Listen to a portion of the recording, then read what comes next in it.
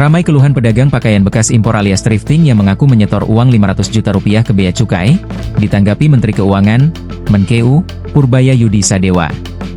Menkeu Purbaya tegas memberikan peringatan kepada Direktorat Jenderal Bea Cukai, DJBC, untuk memperbaiki kinerja selama 1 tahun ke depan. Jika hal tersebut tidak terwujud, Menkeu Purbaya menegaskan bahwa tak segan memberikan sanksi tegas.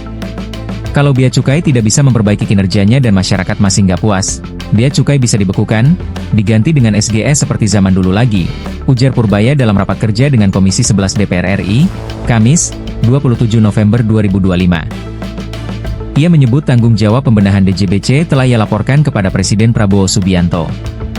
Oleh karenanya, 1 tahun ke depan menjadi masa penting untuk membalik citra dan kinerja instansi. Adanya uang setoran kepada oknum pegawai Direktorat Jenderal Bea dan Cukai itu terungkap saat rapat bersama Badan Aspirasi Masyarakat, BAM, DPR RI, Rabu, 19 November 2025. Kalau yang ilegal itu kurang lebih 550 juta rupiah per kontainer melalui pelabuhan. Kalau biaya masuk kemana? Mungkin gini Pak, bukan rahasia umum lagi.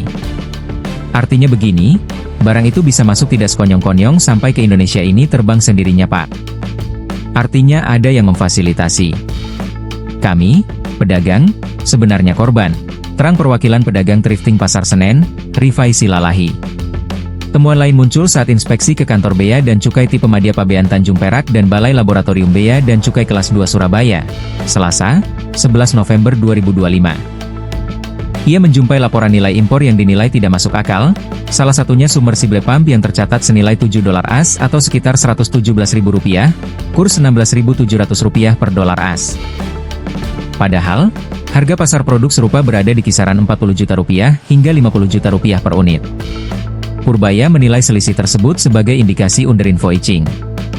Purbaya mengatakan jajaran pimpinan dan staf Bea Cukai telah ia kumpulkan untuk membahas reformasi. Pada masa Orde Baru, pembekuan pernah terjadi dan tugas Bea Cukai dialihkan kepada Societe Generale de Surveillance, SGS. Ia mengingatkan bahwa risiko serupa dapat terulang jika perbaikan tidak berjalan. Kalau kita gagal memperbaiki, nanti 16.000 orang pegawai Bea Cukai dirumahkan, ucap Bea Cukai mencatat 2.584 kasus impor pakaian bekas ilegal dari 2024 hingga Agustus 2025, dengan total 12.808 koli senilai Rp49,44 miliar. Menkeu Purbaya memastikan bahwa impor pakaian bekas adalah barang terlarang sesuai Permendak Nomor 40 Tahun 2022. Ia menegaskan tidak akan membuka ruang legal bagi barang ilegal. Saya nggak peduli sama pedagangnya. Pokoknya yang barang masuk ilegal saya berhentiin. Saya nggak mungkin buka pasar untuk barang-barang ilegal, ujarnya. Menurutnya, langkah ini penting untuk menjaga pasar produsen lokal. Saya memaksimalkan market domestik untuk pemain domestik, tuturnya.